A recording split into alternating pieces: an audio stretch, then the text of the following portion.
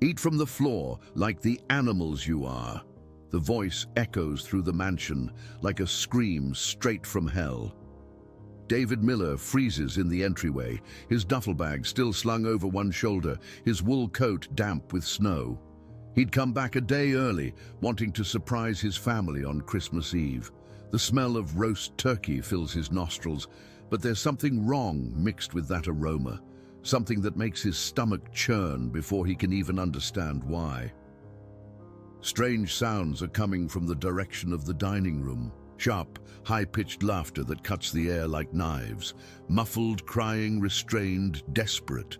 The repetitive flash of a phone camera illuminating the hallway with an artificial bluish light. Silent Night plays softly from the built-in sound system, creating a disturbing contrast with the sounds that shouldn't be there. David lets his bag drop to the marble floor with a dull thud. He walks slowly down the corridor, his footsteps silent on the imported Persian rug that cost more than a car. The white walls are decorated with Christmas garlands, red bows, and unlit aromatic candles. The giant tree in the entryway flashes colorful lights that dance on the walls, creating shadows that seem alive. Outside, through the double-paned windows, snow is falling gently on the immaculate lawn of the gated community. Everything looks perfect, like a postcard scene, until he turns the corner and his world falls apart. His two children are on all fours on the dining room floor like animals being tamed. Luke, 11, his messy brown hair stuck to his forehead with sweat, is wearing an old school uniform that should have been thrown out months ago. Sophie, 9, her blonde hair in unraveled braids that hang like old ropes, is wearing glasses with a broken frame, poorly taped together and threatening to fall off at any moment. They are eating food scattered on the white Italian marble floor as if it were scraps tossed to street dogs. Sliced turkey trampled by expensive shoes, mashed potatoes mixed with invisible but present filth, stuffing scattered like dirty beach sand, pieces of ham tossed carelessly, without humanity, without love. Everything is there, on the floor, being devoured by children who should be sitting at the table with linen napkins and silver cutlery. David feels his legs go weak, but he remains standing, unable to move, unable to process what his eyes insist on showing him. Patricia, their stepmother, is standing beside them like a film director shooting her masterpiece. A red party dress, tight against her sculpted body, expensive jewelry glittering on her tanned neck, perfect red nails like claws, gripping a high-end smartphone. She records everything. Every second of humiliation is captured in high definition. She laughs, and that sound is worse than any scream because it's genuine, it's pure pleasure extracted from the pain of others. Her face is illuminated by the phone screen, creating shadows that make her look like a stranger. Brandon, 13, Patricia's biological son, is sitting at the table, which is set with an immaculate white tablecloth. Porcelain plates with gold rims remain untouched in front of him. Crystal goblets filled with imported grape juice reflect the Christmas tree lights. He watches the scene with eyes shining with morbid amusement, holding his own phone, taking photos from different angles as if he were a professional photographer documenting something worthy of an exhibition. Beside him, Melissa, 10, laughs, covering her mouth with her hands, but her eyes reveal something different, perhaps disgust, or perhaps just a reflection of what she has learned to be. Sophie cries silently as she tries to pick up a piece of meat from the floor with her mouth. Her small, thin hands tremble, suspended in the air, as if she doesn't know whether she should use them or not. Her tears fall directly onto the marble, mixing with the food, with the shame, with the destruction of everything a child should be. Her glasses slide down her nose, wet with sweat and tears, but she doesn't dare adjust them. Luke is beside her, his thin body forming a protective barrier between his sister and the rest of the world. His brown eyes, which once shone with the innocence of childhood, are now empty, dead inside like the windows of an abandoned house. David can't breathe. His chest tightens as if someone is sitting on it, with the weight of the entire universe. The world stops spinning in that infinite second. The last time he saw his children was 3 weeks ago on a cold December morning before boarding a flight to Shanghai to close the biggest deal of his career. Luke had said something, but David was in a hurry, checking emails on his phone. Sophie had tried to hug him, but he had to catch the flight. He couldn't miss it. It was too important. They were fine that day, at least that's what he thought. At least that's what he needed to believe to get on that plane. The question explodes in his mind like a silent bomb. What happened to my children? But deep down, in the darkest part of his soul that he refuses to visit, David already knows the answer. He always knew. He just chose not to see, not to hear, not to feel. He chose work, contracts, travel, the safe distance from a pain he didn't want to face.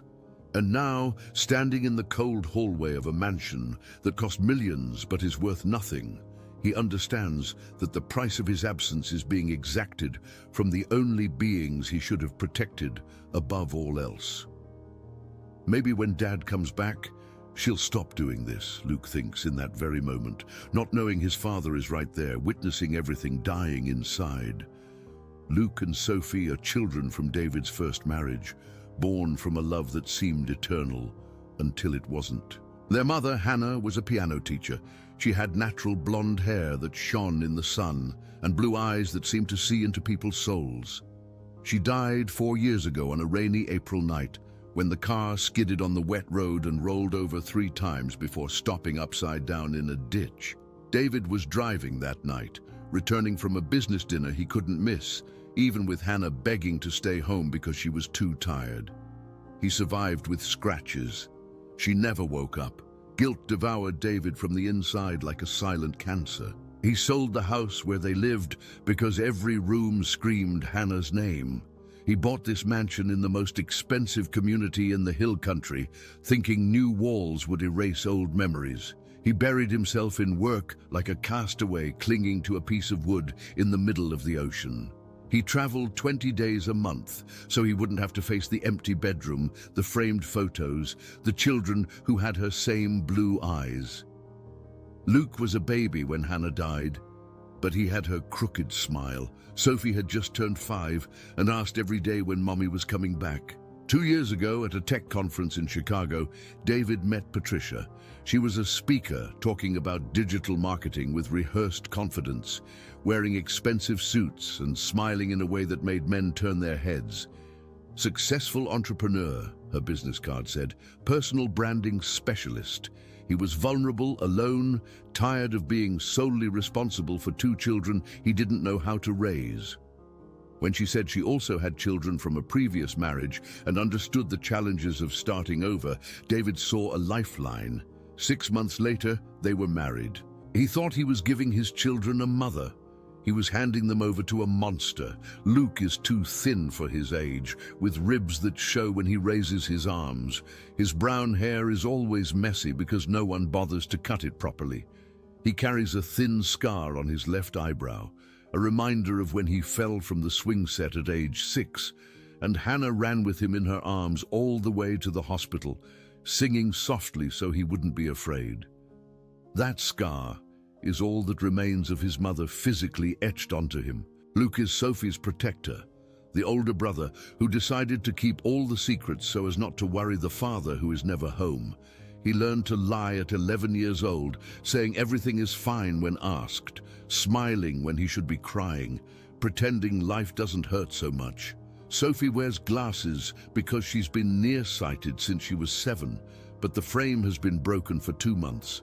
Patricia said new glasses are expensive and that she should learn to take better care of her things. The yellow adhesive tape holding the arms together is dirty and peeling, making the glasses constantly slip down her small nose.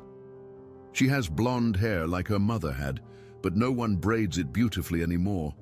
She tries to do it herself, but her 9-year-old fingers can't get the movements right, and the braids end up crooked, loose, and undone. Sophie dreams of only one thing: eating dinner at the table like a normal family, with plates, cutlery, and napkins.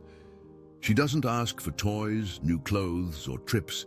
She just wants to eat sitting in a chair like a person, not like an animal. Patricia is 38 and beautiful in the calculated way of someone who knows how to use beauty as a weapon. Platinum blonde from a salon, nails always perfect in shades of blood red, a body maintained by a personal trainer 3 times a week. She hates everything that reminds her of Hannah with a sickening intensity. She burned all the photos she found in the house. She donated the dresses stored in the closet. She painted the walls of the room that was Hannah's. She wants to erase the memory of the first wife, like deleting a file from a computer. More than that, she wants to ensure that David's fortune, built over years of work at the construction firm he inherited from his father, goes only to Brandon and Melissa when he dies. Luke and Sophie are obstacles, hindrances, problems to be solved. What David doesn't know is that Patricia has a secret addiction. She is part of an online WhatsApp group called Disciplinary Stepmothers. 47 women from all over the country who married widowers or divorced men and hate their stepchildren with sadistic passion. They exchange techniques for emotional and physical abuse. They share videos and photos like trophies of war. They teach each other how to break children without leaving marks a doctor can see. Patricia isn't just a member. She's the group admin, the star, the one who contributes the most content. And she charges $50 for private consultations to teach other stepmothers how to make stepchildren obey completely. The mansion has 3 floors of luxury that impresses visitors but hides rot. Luke and Sophie sleep in the basement, which has been converted into a bedroom, a damp, cold space, with 2 simple twin beds bought on clearance. There is no heater because Patricia says children need to learn to withstand the cold. An old $5 table lamp is the only light besides the dim bulb in the ceiling. The walls have mold in the corners that no one cleans. Brandon and Melissa sleep in the master suite on the 2nd floor with king-sized beds, a 55-inch TV, a latest gen video game console, and air conditioning that also provides heat in the winter. The difference between the rooms is the difference between love and contempt measured in square feet. The dining room where David is standing now has a rosewood table for 12 that cost $8,000. The Czech crystal chandelier above it has 300 bulbs and was specially imported. The chairs have burgundy velvet upholstery and hand-turned legs. Everything was chosen by Patricia with David's money, creating a fairy tale setting where the witch rules and the princes have been turned into servants. The Christmas tree in the corner is 8 feet tall, decorated by hired professionals, each ornament placed in the perfect spot, according to principles of interior design.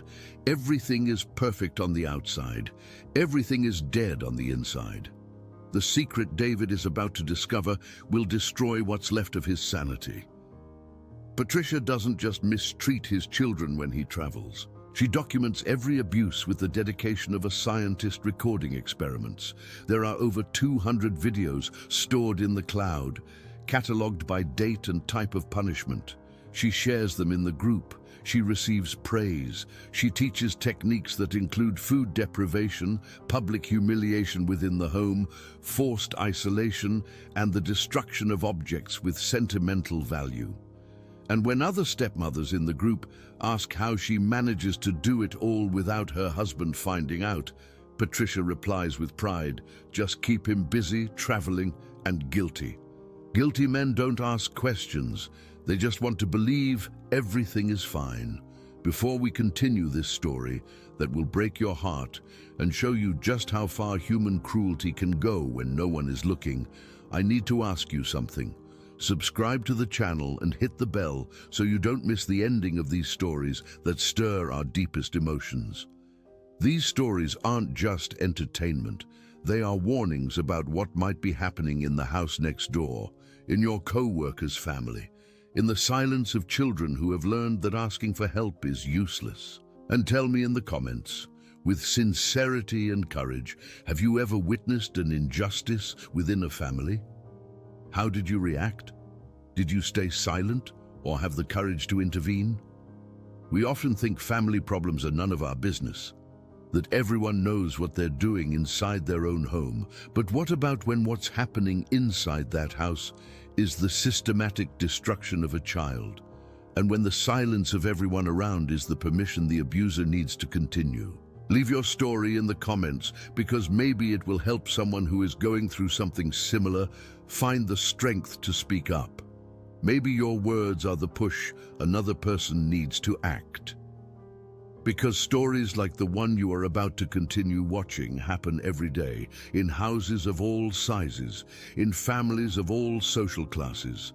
The David you met in the first few minutes of this story is about to wake up from the nightmare he himself built with his absence. But how many Davids are out there who never wake up? How many children like Luke and Sophie are right now, at this very moment, eating off the floor, sleeping in the cold, being beaten in silence?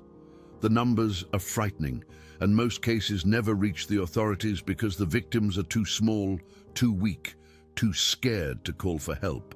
So I'm asking you, share this story, not because it's shocking, but because it could save a life. Literally. Now tell me something honestly. Do you know a child who changed their behavior after a parent got a new partner? That child who was cheerful and became too quiet, who was chatty and now barely speaks. Pay attention to these signs. Children don't change overnight for no reason. And if you notice something wrong, don't pretend you didn't see it. Don't be just another adult who turned their back because it was more comfortable not to get involved. Be the person Luke and Sophie needed in their lives. Be the adult who breaks the cycle of silence that protects abusers. Let's continue this story now, but remember, what you are about to see will get more intense, more painful, more real. It will show the details that most people prefer not to know exist. If you have children nearby, it might be better to use headphones. And if at any point you feel you need to pause because it's too difficult to keep watching, do it. Take care of your mental health, but then come back. Come back because these stories need to be told. They need to be heard. They need to bother us enough for something to change.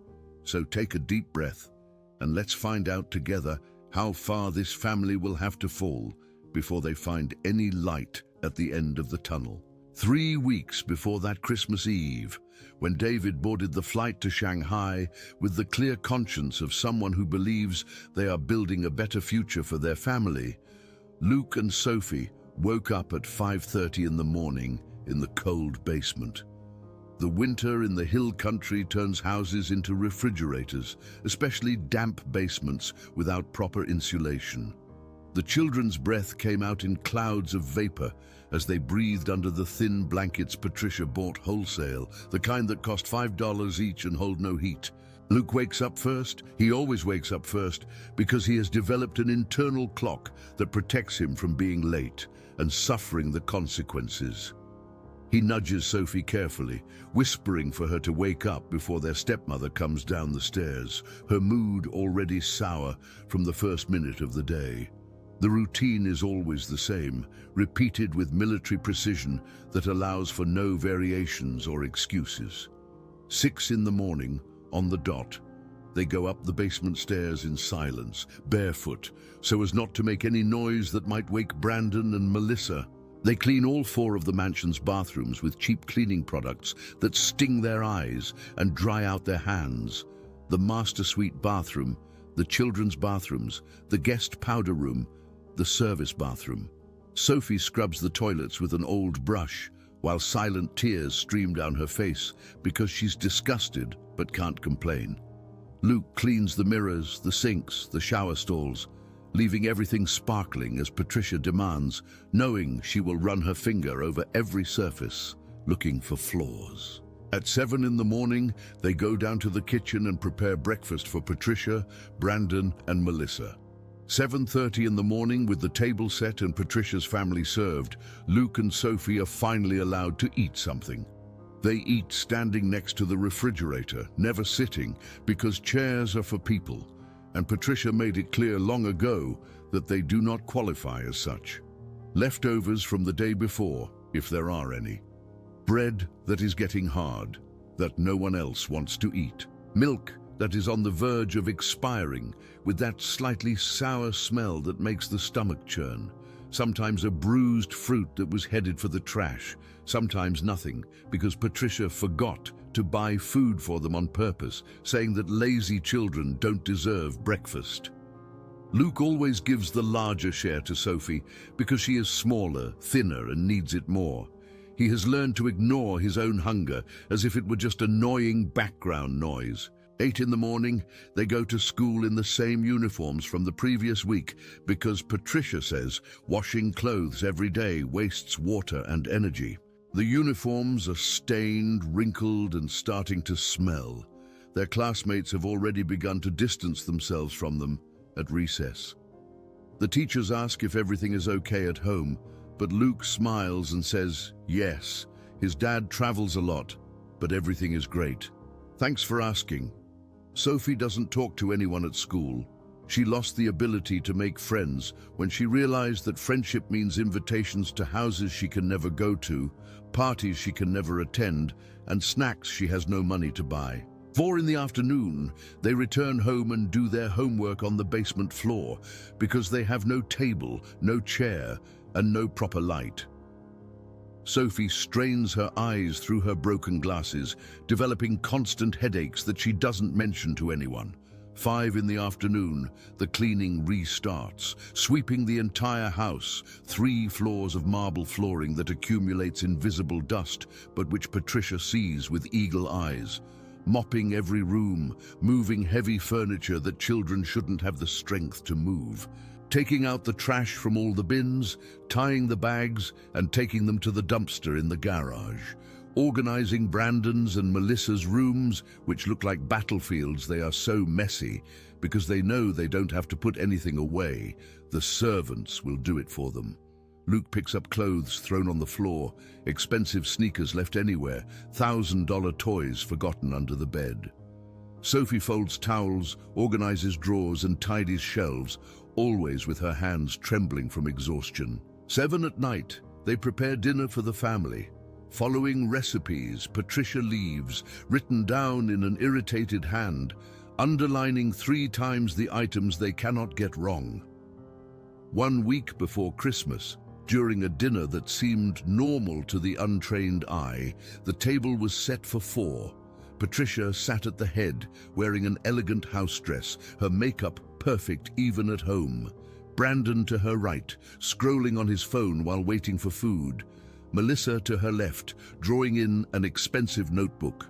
The 4th empty place was where David should have been, had he not been in Singapore closing deals. Luke and Sophie served the food like waiters in a fine restaurant, careful not to spill anything, not to touch the plates, not to breathe too loudly. Patricia looked at them with that contempt that had become her default expression when she saw them. Put the plates down and wait in the kitchen. Her voice isn't loud. It's never loud when she gives orders, because yelling would draw attention she doesn't want. They obeyed, as they always do, because disobeying means punishments that can last for days.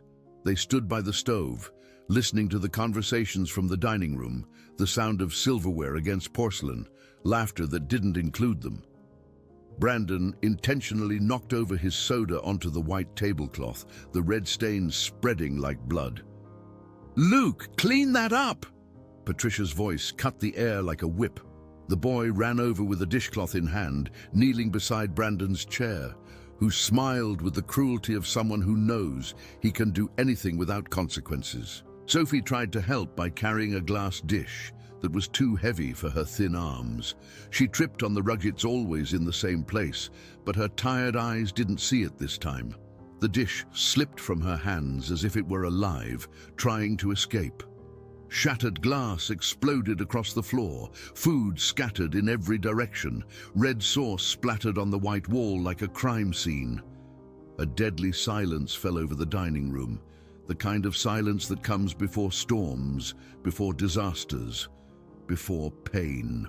Patricia stood up slowly, very slowly, with the calculated movements of a predator that doesn't need to rush because its prey has nowhere to run. Her high heels click-clack clicked against the marble as she walked over to Sophie, who was frozen amidst the shards of glass. "You ruined dinner!"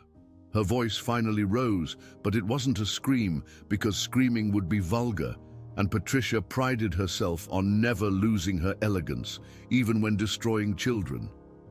She grabbed Sophie by the arm, her red nails digging into the thin skin, leaving crescent-shaped marks. Luke tried to get between his stepmother and his sister, that protective instinct stronger than his fear. Patricia shoved them both toward the basement, hard enough to make them stumble but not fall, because falls leave marks, and marks raise questions. The basement door slammed shut. The key turned in the lock from the outside. Luke and Sophie went down the stairs in the dark because Patricia had turned off the light before locking it. Another small cruelty in an infinite list of small-minded cruelties. They lay down on their thin beds with empty stomachs because the rule is clear: whoever ruins dinner doesn't eat dinner. Sophie cried softly into her pillow, which was already damp from so many other nights of tears. Luke lay on his side, staring at the invisible ceiling in the darkness, mentally repeating the words that had become his survival mantra. "Maybe when Dad comes back, she'll stop doing this." He repeats it every night. Every night he believes it a little less. But he keeps repeating it because it's the only hope he has left, even if it's a false hope. A lie he tells himself just to get to sleep. 10 days before Christmas, Sophie fainted during math class. The teacher was explaining fractions when the girl simply slipped from her chair like a rag doll, hitting the floor with a thud that made the whole room go silent. The ambulance arrived in 15 minutes. The paramedics measured low blood pressure, a weak heartbeat, and a body temperature below normal. The school nurse called Patricia with a worried voice. "We need to talk about Sophie's nutrition. Are you aware that she is dangerously underweight?" Patricia arrived at the hospital 30 minutes later, dressed as if for a business meeting, makeup flawless, a concerned smile perfectly rehearsed. She played the role of the dedicated stepmother with Oscar-worthy mastery, holding Sophie's hand, asking the doctors questions, promising to take better care of her stepdaughter's diet. On the way home, inside the imported car with leather seats, Patricia didn't say a word. The silence was worse than shouting. Sophie sat in the back seat, still dizzy from the IV fluids she had received, still too weak to be afraid of what was coming. But Luke, sitting beside her, knew that silence. It was the silence that came before the worst punishments. When they got home, Patricia sent them both to their rooms, the basement, to wait. She didn't specify for what. She didn't need to. An hour later, she opened the basement door and descended the stairs with measured steps. She was different, too calm, smiling in a way that didn't reach her eyes. "Today, you are going to learn an important lesson about not embarrassing me in front of other people."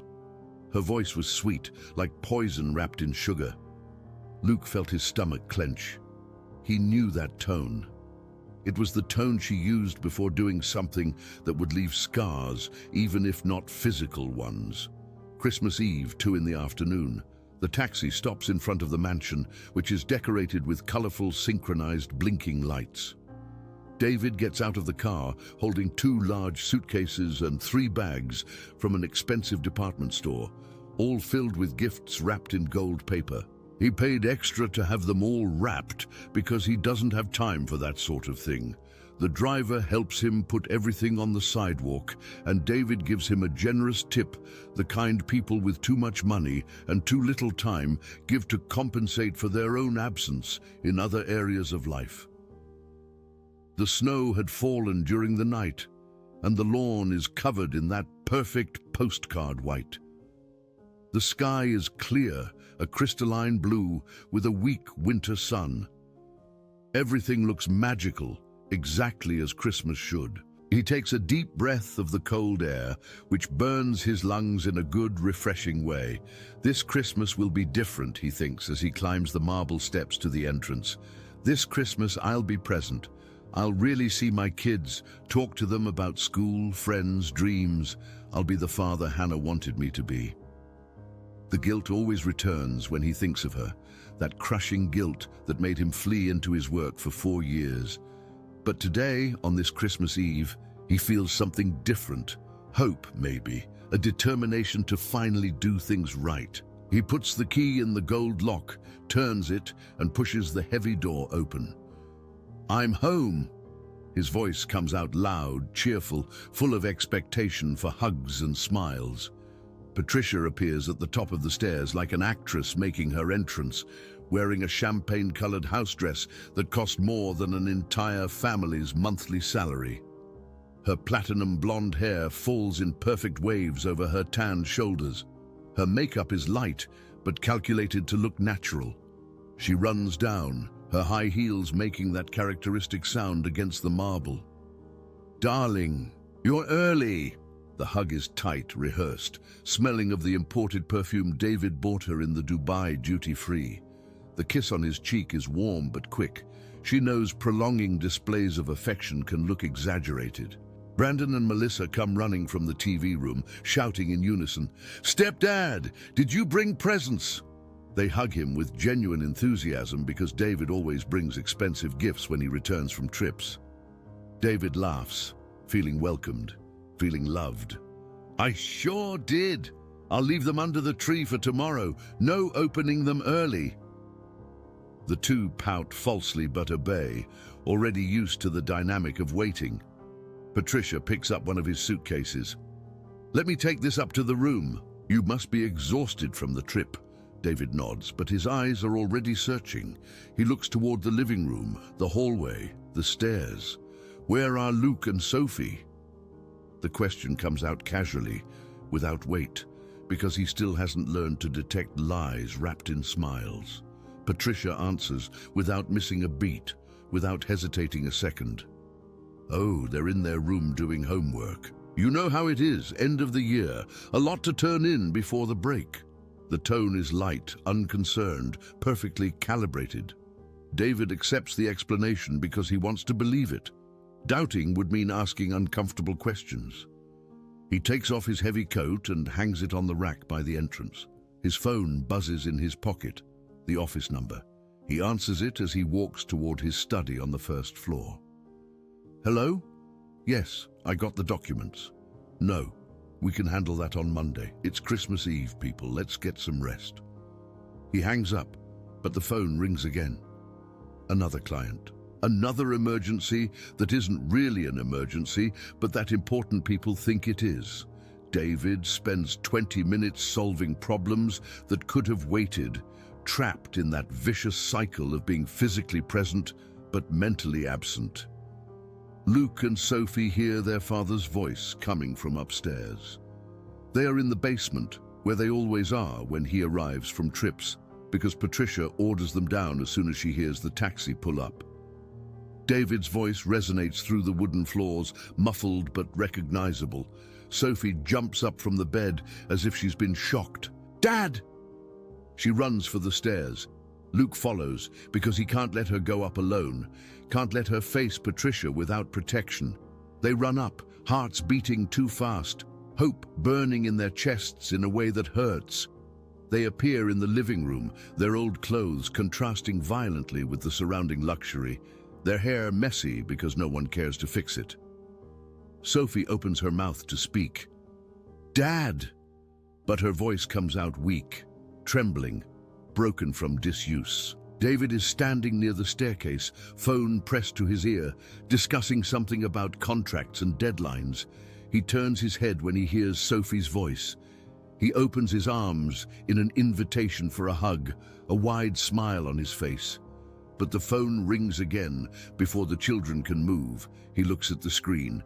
An important number. He makes that face of someone torn between duty and desire. "Hey, my loves. Let me just take this real quick, okay? 2 minutes." He holds up his index finger, signaling for them to wait. He turns his back, walks into the study. The door closes. "Hi, sorry about that. Go ahead." His voice disappears behind the solid wood door. Sophie lets her arms fall to her sides like a plush toy that has lost its life. Luke bites his lower lip until he tastes blood. Patricia appears from nowhere, as she always does when she shouldn't be there. Her hand lands on Sophie's shoulder, fingers squeezing with a force calculated to hurt, but not to bruise. The red nails dig in through the thin shirt. Back to the basement. The voice is a venomous whisper, low enough for David not to hear through the closed study door. Luke tries to protest. For the first time in weeks, he finds the courage to speak. "But Dad just got here. We need to say hi, make him feel welcome." Patricia leans in, her face inches from his. And he doesn't want to see sad faces ruining the Christmas mood. He wants a happy, smiling family. "Can you do that? Can you smile for real?" Luke knows he can't. That any smile he tried to force would come out crooked, fake, sad. So he lowers his head, takes Sophie's hand, and walks back down the stairs to the basement. The afternoon passes slowly, as it always does when you're waiting for something that may never come. 6 in the evening, Patricia goes down to the basement and orders the two of them up to help with dinner. They prepare everything in silence under her supervision, toasting garlic bread, making salad, heating up the lasagna that was ordered ready-made from an expensive restaurant. At 7 o'clock, the table is set with an elegance that could be in a design magazine. A white tablecloth without a single wrinkle, porcelain plates with gold rims positioned with military precision, crystal goblets shining under the chandelier light, silver cutlery aligned perfectly, linen napkins folded into the shape of swans. Everything perfect, everything beautiful, everything empty of real love. David sits at the head of the table, finally free from the phone he promised wouldn't ring again today. Patricia sits to his right, Brandon and Melissa in the following seats. 4 places occupied at a table for 12. Luke and Sophie appear from the kitchen carrying serving platters, serving food like professional waiters. David furrows his brow. For the first time in a long time, something feels strange. Why aren't they sitting? The question hangs in the air. Patricia doesn't miss a beat, doesn't hesitate, shows no nervousness. They preferred to help, right, kids? They're so excited you're home they wanted to make everything perfect. Her voice is cheerful, convincing, perfect. Sophie opens her mouth to tell the truth. Luke squeezes her hand hard, the silent code they developed. Not now, not yet, not in front of her. Sophie closes her mouth, swallows the words that wanted to come out, forces a smile that fools no one except those who want to be fooled. David looks at his children and feels something odd in his chest, something he can't name. They seem different, thinner, quieter, sadder. He can't pinpoint exactly what, but something is wrong. But then Brandon tells a joke and Melissa laughs loudly and Patricia pours more wine and the moment passes.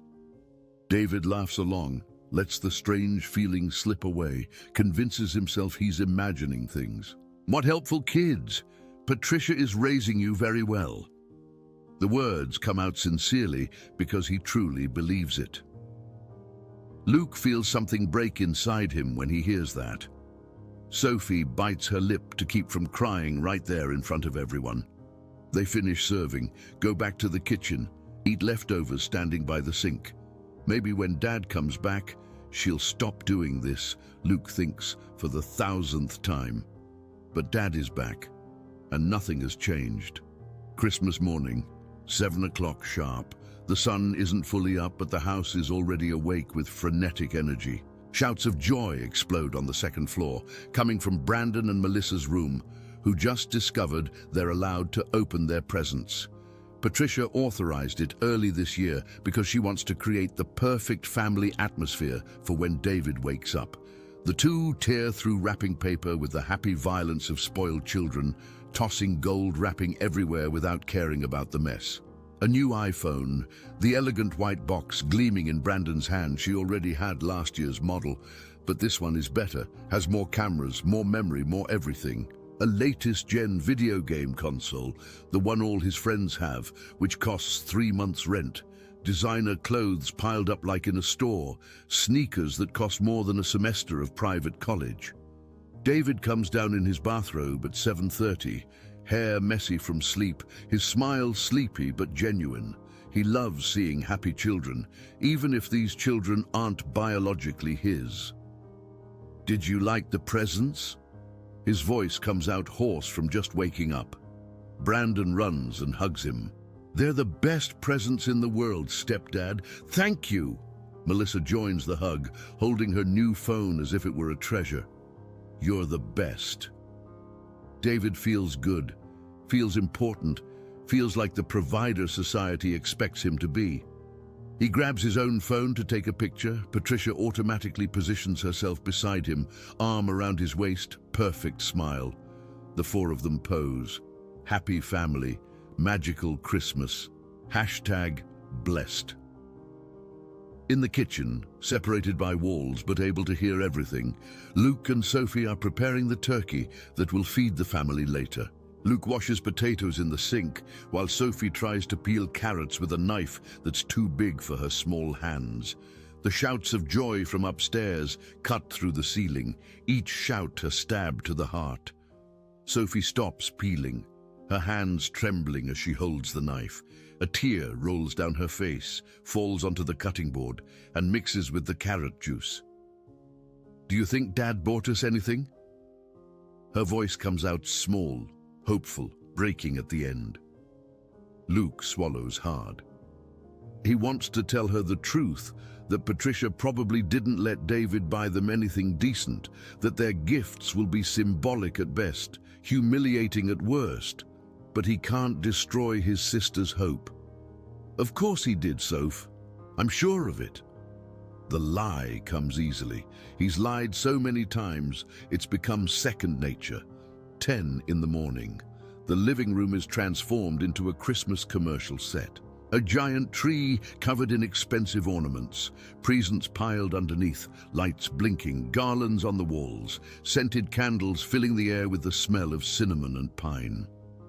Patricia calls Luke and Sophie from the kitchen, her voice sweet as poisoned honey. "Come here, children. Time for your presents." David is sitting on the sofa, coffee in hand, an expectant smile on his face. He really thinks he bought equivalent gifts for everyone. He really doesn't know that Patricia swapped his gifts for cheap things when he wasn't looking. Luke and Sophie enter the room slowly, barefoot on the cold floor, their old pajamas contrasting sharply with the designer sleepwear Brandon and Melissa are wearing. Patricia points to 2 small packages, minuscule compared to the mountains of presents the others received. "These are yours." Her tone is overly cheerful, forced, but David doesn't notice. Luke picks up the closer package. The wrapping paper is different, cheaper, the kind sold in rolls at the supermarket for $1. He opens it slowly, carefully, as if the gift might explode in his hands. Inside, a pair of socks. Used socks, he realizes, looking closer. His own father's socks, which Patricia took from David's drawer and wrapped. They have a small hole in the big toe, the kind you only see when you hold them up to the light. Luke holds the socks, unsure what to do, unsure whether to laugh or cry. Sophie opens hers with hands that are shaking so much she can barely tear the paper. Inside, a plastic soap dish with 3 small bars of soap, the kind that come in amenity kits from cheap hotels. She recognizes the brand because it's the same one in the bathroom she cleans every day. Sophie looks at the present, at her father, back at the present. Something breaks inside her in that moment. It doesn't break with a sound. It breaks silently, like when glass cracks but hasn't shattered completely. She forces a smile. "Thank you, Dad." Her voice comes out so low it's almost inaudible. Patricia rushes to justify it, her voice full of false concern. "I thought you two needed practical things, you know, useful, everyday items." David looks uncomfortable, but says nothing, because saying something would mean admitting the gifts are inadequate, would mean confronting Patricia, would mean creating conflict on Christmas Day. Brandon laughs without even trying to hide it. What lame presents? Used socks? Seriously? Melissa stifles her laugh with her hand, but her eyes shine with the cruel amusement of a child who has learned that mocking the weak is allowed. Patricia doesn't reprimand her children. She just smiles. David pretends not to hear, busying himself with his phone again, fleeing the uncomfortable situation. Sophie says thank you, tears now streaming down her face, unable to hold them back. Thank you, Dad. Thank you for remembering us. The words come out loaded with a meaning David can't decipher. Luke hugs his sister, hiding her face against his chest so no one can see her cry. 11 in the morning. Patricia decides it's time for the annual family photo. She always posts it on Instagram, on Facebook, sends it to the family group chat, prints it, and hangs it on the wall. The perfect Christmas photo that shows the world how wonderful her life is. Let's take a picture in front of the tree. She positions David in the center, herself to his right, Brandon to his left, Melissa in front. Everyone smiling, everyone beautiful, everyone playing their parts. Sophie takes a timid step toward the group, wanting to be in the picture, wanting to be included for once. Patricia extends her arm, blocking her path. Her hand lands on Sophie's shoulder with force. She leans in, whispering in the girl's ear, low enough for only her to hear. You'll ruin the picture with that crying face. Get out, now. Luke sees what's happening, sees Patricia's hand on his sister's shoulder, sees Sophie's face crumble. He takes her hand, pulls her gently. Come on, Soph. Let's go finish the dinner. They leave the room while the others pose for the photo. Patricia sets the phone's camera timer, positions it on an improvised tripod of books. 3, 2, 1. Click. A perfect picture. A smiling family, without the mistreated children ruining the aesthetic. She posts it immediately. Blessed family. Perfect Christmas. Grateful for everything. Red heart. Christmas tree. House emoji. 20 likes in the first 5 minutes. 50 in half an hour. Comments from friends and acquaintances. What a beautiful family. You deserve all the happiness. God bless. 1 in the afternoon. Luke is alone in Patricia's walk-in closet looking for a sweater she asked for. He hates going into her room, hates touching her things, hates breathing the perfumed air she leaves wherever she goes. But she sent him, and he can't refuse. The closet is the size of his and Sophie's room combined, full of clothes organized by color, shoes on illuminated shelves, expensive handbags in acrylic boxes. High up on the top shelf, pushed into a dark corner where no one looks, he sees a shoebox. He shouldn't open it. He knows he shouldn't. But something stronger than fear, maybe intuition, maybe desperation, makes his hand reach for the box. He pulls it down, opens the lid. Inside, an old cell phone, a spiral notebook, a stack of photos. He recognizes the phone. It was the one Patricia used before she got her new iPhone.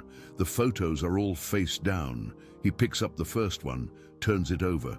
It's his mother, Hannah, smiling, holding baby Luke in her arms. But the photo is torn in half, separating Hannah from the baby. The next photo, Hannah and David at their wedding.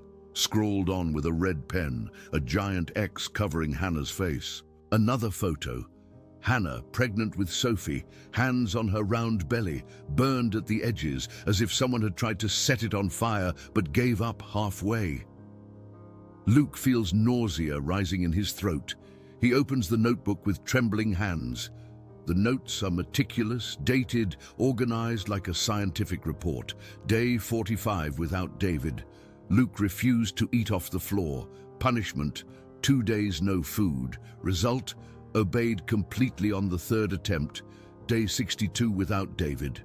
Sophie asked about Christmas presents. Punishment, sleep in the basement without a blanket for 3 nights. Result, never mentioned presents again. Day 81 without David. Luke tried to call his father using the school phone. Punishment: destroyed all photos of his mother he kept hidden under his mattress. Result: cried for 2 days but learned not to try. Page after page of cruelty, documented like an experiment. Luke reads it all, feeling his heart die a little more with every line. He picks up the old phone, presses the power button. It still has battery. The screen lights up. Password. He tries Patricia's date of birth because predictable people are predictable, even with their passwords. It works. He opens the gallery. Hundreds of videos. He clicks on the most recent one. Sophie eating off the floor while Patricia laughs. The camera is so close to her face, you can see every tear rolling down. The video is shared in a WhatsApp group. Disciplinary stepmothers. 47 members. Comments underneath: way to go, Pat. She learned her lesson.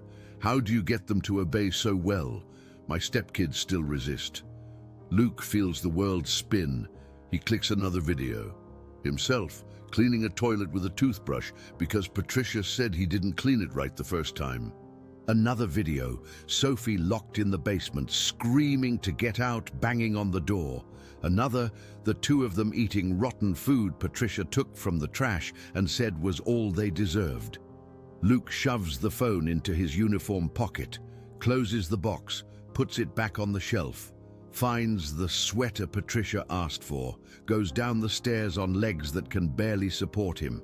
He hands her the sweater, returns to the kitchen where Sophie is seasoning the turkey. He doesn't tell her what he found. She's too young, too fragile, too broken. But he decides something in that moment. He will show the phone to his father. After dinner, when everyone has a full stomach and is in a good mood, he will pull his father aside and show him everything. The videos, the photos, the notebook, it has to work. It has to be enough to open David's eyes. It has to be the end of this nightmare. Maybe when Dad comes back, she'll stop doing this. But Dad is here. And now, Luke has proof. Now, everything will change. He has to believe that. Because if he doesn't, he will fall apart completely. 5 in the afternoon. The Christmas dinner is almost ready, and the smell filling the mansion should be comforting. But for Luke and Sophie, it's just more torture. A perfect golden brown turkey rests on the counter, its crispy skin glistening with the butter Sophie brushed on it 3 times, just as Patricia instructed. Fragrant stuffing, still hot in the pan, made with bacon, raisins and nuts, exactly as the expensive cooking website's recipe demanded. French toast piled on a porcelain platter, each slice dipped in milk, eggs and cinnamon, fried until golden on both sides. Sliced ham, waiting to be taken to the table in thin, uniform slices because Patricia yells when they aren't perfect. The dining room table is being set by Luke, while Sophie finishes the last details in the kitchen, folding the linen napkins, arranging fresh flowers in the center, the unlit candles waiting for the right moment. David is in the study on the first floor, door closed, in a last-minute video conference with a client in Europe, where it's already Christmas night, but business never stops. His voice comes muffled through the solid wood door, his tone professional, discussing deadlines and budgets as if it weren't a holiday. Brandon is in his room playing his new video game, the loud sound of explosions and gunfire echoing down the hall. Melissa is in the bathroom trying out the new makeup she got, posting selfies on Instagram with filters that make her skin perfect and her eyes enormous. Everyone is busy in their own private worlds, no one paying attention to what is about to happen in the kitchen. Patricia is in there alone with the 2 children she hates, and when she is alone with them is when the worst things happen. She closes the kitchen door slowly, that calculated movement Luke has learned to recognize as a danger signal. The latch clicks softly, but to him, it sounds like a gunshot. Patricia turns to them with that smile that doesn't reach her eyes, the smile that means something bad is coming, and there's no way to escape. "Do you 2 really think you're going to eat at the table today?" Her voice is sweet, like sugar mixed with venom, each word pronounced with disturbing calm. Luke feels his stomach drop. He already knows where this is going. Sophie stops stirring the stuffing, the spoon suspended in the air, her body freezing in the posture of an animal that has scented a predator. "But it's Christmas, Mrs. Patricia. Dad is home." His voice comes out firmer than he intended, a remnant of courage that hasn't been completely destroyed. Patricia laughs, that high-pitched sound that scratches the ears like nails on a chalkboard. "Exactly, Luke. That's exactly why today is going to be even better." She pulls the phone from the pocket of her red dress, that expensive dress David bought her to wear for Christmas. She opens WhatsApp, enters the disciplinary stepmothers group, that secret group where 47 women share the worst things they do to their stepchildren. Girls, get ready. Today's video is going to be the best one yet. Her finger glides across the screen as she types, her red nails tapping against the glass. Sophie looks at Luke, her eyes wide with pure panic. Luke wants to protect her, wants to do something, but he's paralyzed. What can an 11-year-old boy do against an adult who controls everything? Patricia props the phone against a flour canister on the counter, adjusting the angle to capture the entire scene. She presses the red record button. The green light blinks, indicating it's filming. Now she has an audience, virtual witnesses waiting to see the show, and that makes her even crueler, because cruelty that is applauded is cruelty that multiplies. "Today, you two are going to learn your place in this family." Her voice changes, getting louder, more theatrical, because she's performing for the camera now. Luke thinks of the phone hidden in his pocket, the phone full of proof he planned to show his father after dinner. But after dinner might be too late. He should do something now. He should scream, run, call his father. But fear paralyzes him, as it always has. 6:30 in the evening. The world falls apart in slow motion. Patricia picks up the entire platter of turkey, that 12-pound bird that took 4 hours to roast, that is perfect and golden and fragrant. She lifts the platter above her head as if it's a trophy. For a second, it looks like she's going to put it on the table. Then she throws it on the floor. The sound is horrific, shattering porcelain, meat slapping against ceramic, grease splattering. The turkey rolls across the white floor, leaving a trail of oil and bits of skin. Sophie lets out a muffled scream, her hands flying to cover her mouth. Patricia doesn't stop. She grabs the bowl of stuffing, the stuffing Sophie stirred for an hour until it was just right. She dumps it on the floor like it's garbage, the stuffing spilling out, bacon and raisins scattering everywhere. The French toast comes next, sliding across the marble, leaving a sticky trail of sugar and cinnamon. "Please, Mrs. Patricia, it's Christmas." Sophie's voice comes out broken, desperate, pleading. Patricia turns on her with fury in her eyes. "Eat from the floor like the animals you are." The scream echoes through the kitchen, through the closed door, and resonates down the hall. In his study upstairs, David stops mid-sentence.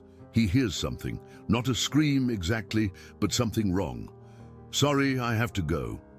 He ends the video call without waiting for a reply. He gets up from his chair, walks to the hallway. He hears muffled crying coming from downstairs. Brandon appears at the kitchen door, drawn by the noise, his phone already in hand, ready to film because he learned from his mother that the suffering of others is entertainment. Melissa follows right behind, her lipstick still crooked from having just applied it, her eyes shining with morbid excitement. Patricia points to the food-covered floor. "On all fours, now!" You know the drill. Her voice is no longer a scream. It's back to that cold, controlled tone that's worse than any yell. Luke gets down first, because he always gets down first, because protecting Sophie means sacrificing himself before she has to. His knees hit the cold floor with a dull sound. He looks at the scattered food, turkey mixed with invisible but present filth, sticky stuffing clinging to the white marble. David is coming down the stairs, his steps quick, his heart accelerating. He turns the corner. He sees the kitchen door partially open. Sophie is shaking so badly she can barely move. Her legs buckle slowly, as if she's descending in super slow motion until her knees touch the floor next to her brother. Patricia circles them like a predator, holding her phone, recording from different angles. Yes, now eat, no hands, like well-trained dogs. Luke leans down, his mouth approaching a piece of turkey. He closes his eyes, opens his mouth, grabs the meat with his teeth. The taste is horrific not because of the food itself, but because of the humiliation that seasons every chew. Tears fall directly onto the floor. Maybe when Dad comes back, she'll stop doing this. The words repeat in his head, but now they sound like a cruel joke. Sophie can't. She looks at the food on the floor, and her body completely rejects it. Her stomach contracts violently. She vomits a thin wretch of yellow bile. "Now you've ruined everything. Clean it up. Clean it up with your tongue," Patricia screams. And then the door flies open with a bang that makes everyone freeze.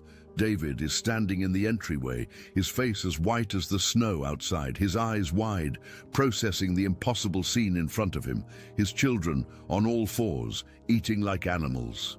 Patricia recording, Brandon laughing, Melissa watching, scattered food, vomit, tears. The world stops, spinning.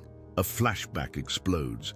Hannah in the hospital holding baby Luke saying, "Take good care of him. Promise me you'll take care of him." Hannah teaching Sophie to walk, laughing. Hannah dying, making him swear to protect their children. "Swear it, David. Don't let anyone hurt them." He had sworn, he had promised, and he had broken every single word of that promise. "What is going on here?" His voice comes out hoarse, dangerous, unrecognizable. Patricia quickly stops recording, a forced smile appearing. "Darling, we were just playing. Christmas games, you know how it is." David doesn't answer. He walks into the room, bends down and lifts Sophie into his arms. He feels her protruding ribs. "When was the last time you two had a real meal?" Sophie whispers, "I don't remember, Daddy."